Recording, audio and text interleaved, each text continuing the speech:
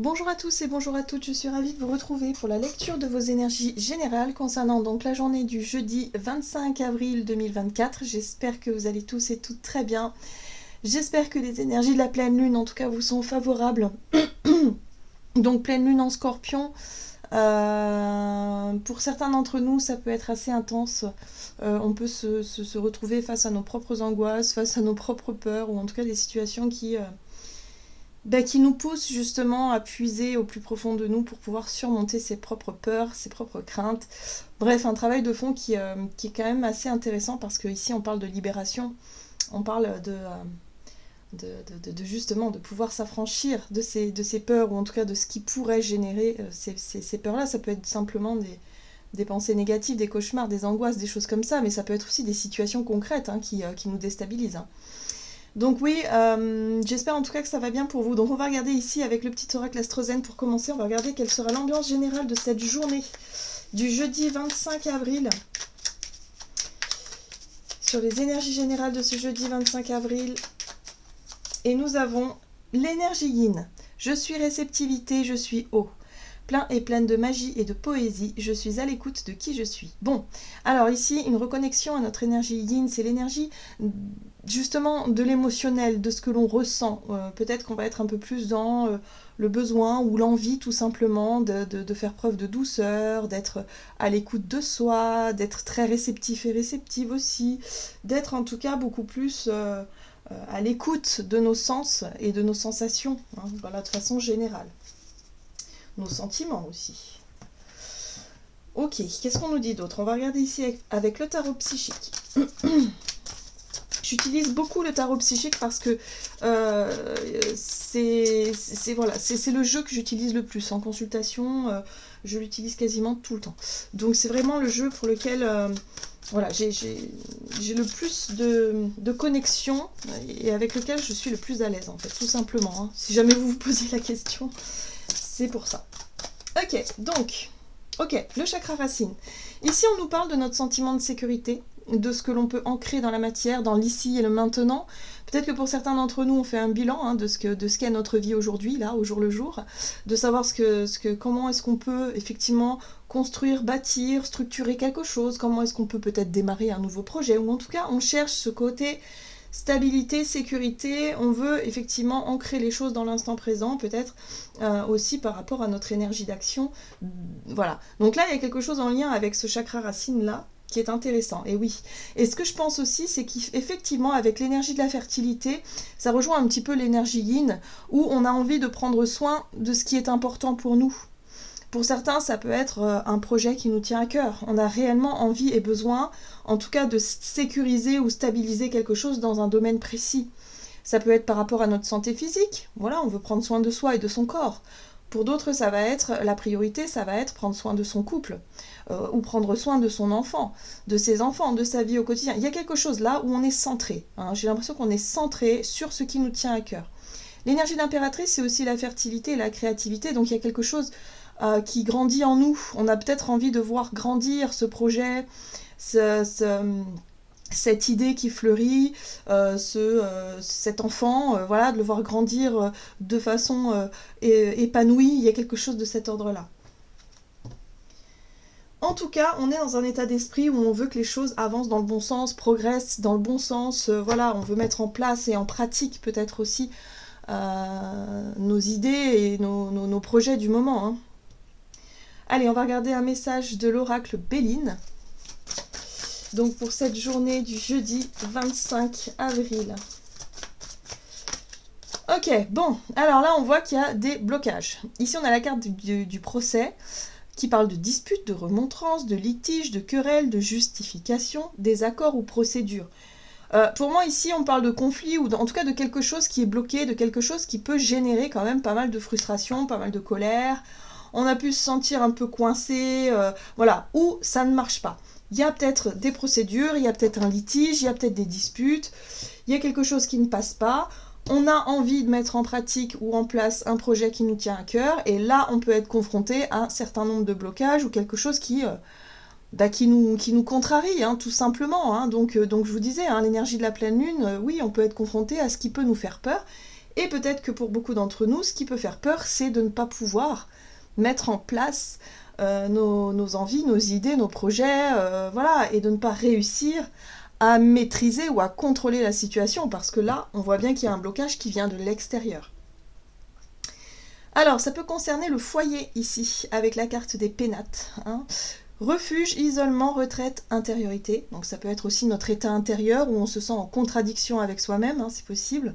Introspection, préservation et foyer. Ça peut venir aussi en lien avec notre lieu de vie, où on se rend compte qu'on est coincé, on est bloqué, où ça n'avance pas. Le projet qu'on a... Pardon. Le projet qu'on a ne peut pas se mettre en place. Bref, il y a des contrariétés, il y a peut-être des procédures à suivre qui sont longues, qui sont contrariantes. Bon, voyez un petit peu dans quel domaine ça peut, en tout cas, fonctionner pour vous, mais en tout cas, il y a vraiment ce côté où, bon, il y a des blocages. Ok, qu'est-ce qu'on nous dit d'autre? Pour cette journée du jeudi 25 avril, avec l'oracle de la lunologie, ok. Nous avons des ajustements sont nécessaires. Ok, d'accord. Donc là, on voit bien que par rapport à ce qui bloque, par rapport à ce qui coince, on a besoin peut-être de réajuster les choses, de revoir un petit peu les plans, peut-être de réorganiser, ou voilà, il y a un truc à revoir. Donc effectivement, là, ça bloque. C'est contrariant, ça peut effectivement nous saouler un petit peu, mais c'est parce qu'il y a des ajustements à faire. C'est peut-être une réorganisation, c'est peut-être des détails à revoir, c'est peut-être pas grand-chose, mais pour certains d'entre nous, ça peut être carrément la remise en question d'un projet. Voilà. Donc c'est pour ça que, en tout cas d'un point de vue émotionnel, je pense qu'on va être très sensible à ce qui bloque, à ce qui coince, et on va pouvoir peut-être trouver des possibilités ou des solutions différentes. Et oui, votre engagement est mis à l'épreuve, bah clairement.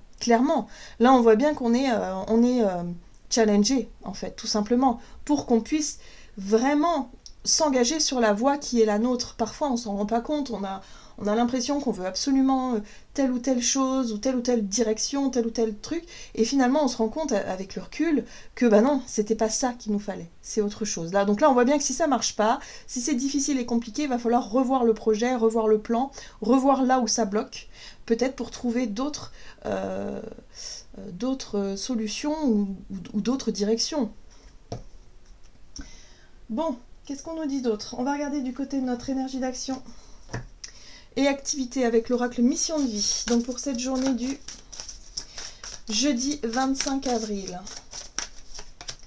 Ok, la protection. On a un besoin aussi d'être à l'écoute de ce qui se passe en nous. On sent effectivement qu'émotionnellement, on est peut-être un petit peu dérangé, on est peut-être un petit peu en contrariété, on peut peut-être aussi se disputer dès qu'il y a difficulté, dès qu'il y a effectivement quelque chose qui bloque.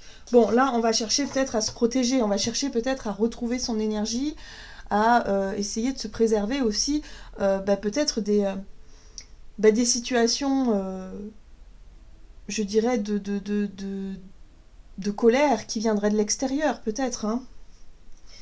Bon, ce qui est intéressant ici, c'est qu'on a le généreux du savoir. Donc effectivement, le fait de se remettre dans sa bulle, de prendre un peu de recul sur la situation, va nous permettre effectivement d'accéder à de nouvelles informations. On va peut-être chercher effectivement à voir les choses sous un autre angle et essayer de trouver des solutions, en tout cas pour débloquer cette situation, pour avancer. On nous dit que c'est simplement des ajustements, hein. Donc il y a peut-être des choses à réajuster, tout simplement. Hein. Voilà, on s'est peut-être un peu précipité, ou je sais pas, il y a quelque chose à faire. On va regarder ici avec le Tarot of the Halls pour vous.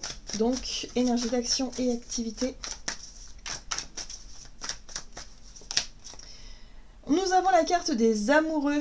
La carte des amoureux nous parle effectivement de nos engagements. On voit bien ici que nos engagements sont mis à l'épreuve, donc des engagements du cœur. C'est vraiment les choses qui nous tiennent à cœur. Hein. Pour moi, ici, j'ai vraiment l'impression que c'est un projet, une idée, une situation, une relation, je sais pas, qui nous tient vraiment à cœur. On avait peut-être envie et besoin de retrouver quelqu'un, on avait peut-être envie et besoin de mettre en place quelque chose. Et là, on voit bien que ça ne se fait pas comme on l'aurait voulu.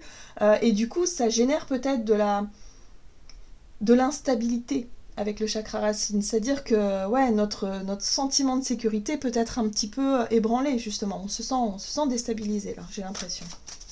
Ok. Ouais, vous voyez ? 5 de coupe, c'est la déception. 5 de coupe, c'est les regrets. 5 de coupe, c'est effectivement, voilà, on a tendance à se lamenter sur ce qui ne se fait pas comme on l'aurait voulu, sur la notion d'échec, tout ça, sauf que on ne voit pas le potentiel qu'il y a derrière. Il y a 2 coupes quand même qui restent ici, et c'est quand même un potentiel. Donc c'est pour ça qu'on nous dit qu'il y a des choses à revoir, parce que oui, on s'était peut-être un petit peu trop projeté dans une seule voie ou dans une seule vision du résultat qu'on souhaitait obtenir ou de je sais pas ce qu'on voulait, hein, clairement, et ça ne se fait pas comme on l'aurait voulu. Voilà, donc là, il va falloir qu'on prenne sur nous, il va pas falloir forcément rentrer dans la colère, la frustration ou le chagrin, il va falloir essayer de comprendre ce qui se passe, prendre suffisamment de recul pour refaire des choix, ou peut-être tout simplement essayer de trouver des réponses et des solutions à tout ça. Bon, on a quand même l'énergie du fou qui nous parle de lâcher prise, qui nous parle du fait oser finalement se lancer peut-être dans une direction. On a envie d'écouter son cœur et puis on se dit bah tant pis si ça marche pas, mais au moins j'aurais tenté quelque chose, j'aurais essayé quelque chose, hein, il y a un côté comme ça. Et regardez, ce qui est intéressant c'est ce pendu en fait. C'est ce pendu, c'est-à-dire que oui, pour certains d'entre nous, on a peut-être osé, on s'est peut-être lancé. C'est vrai que ces derniers temps, on nous invitait justement à prendre peut-être des risques, à être un peu plus dans la spontanéité, d'écouter son cœur, allez, on y va. Mais on a pu être confronté à quelque chose de bloqué, à quelque chose qui n'a pas justement marché comme on l'aurait voulu. Donc du coup, ça nous pousse à nous remettre en question. Mais cette remise en question, elle est nécessaire. Hein. Les ajustements sont nécessaires, c'est parce qu'il faut qu'on revoie peut-être soit la méthode, soit la direction, soit le comportement qu'on a pu avoir, soit l'idée en elle-même. Il y a quelque chose à développer en fait. C'est pas foutu à 100%. Hein. C'est ce que dit aussi la 5 de coupe, c'est que oui, il y a quelque chose là, on n'a pas le résultat escompté, mais on a quand même un potentiel. Donc voilà, il faut revenir un petit peu en arrière, voir un petit peu où est-ce que ça a coincé pour qu'on puisse peut-être réajuster les choses et revoir la situation. Ce qui va nous aider, c'est l'énergie de la reine de coupe. C'est notre capacité à faire preuve de compassion, notre capacité à faire preuve d'ouverture de cœur et aussi d'être dans une forme d'intelligence émotionnelle, c'est-à-dire d'être capable de comprendre ce qui se passe, en tout cas ce que ça génère en nous, c'est-à-dire nos émotions. Qu'est-ce qu'on ressent là par rapport à ce blocage et à ce refus? Qu'est-ce qui fait qu'on s'est senti peut-être, je sais pas, moi, quelque chose où on a l'impression d'être en échec et en même temps savoir ce que l'autre ou les autres interlocuteurs ou je sais pas ce que la situation peut apporter. Voilà, ce qui va nous aider, c'est vraiment notre intelligence émotionnelle. Très bien, j'aime beaucoup. J'aime beaucoup parce que j'ai l'impression qu'on a beaucoup à apprendre finalement de ce qui coince et de ce qui bloque, des obstacles ou des défis qu'on a à relever. Voilà, peut-être qu'on a fait une erreur et on en paye.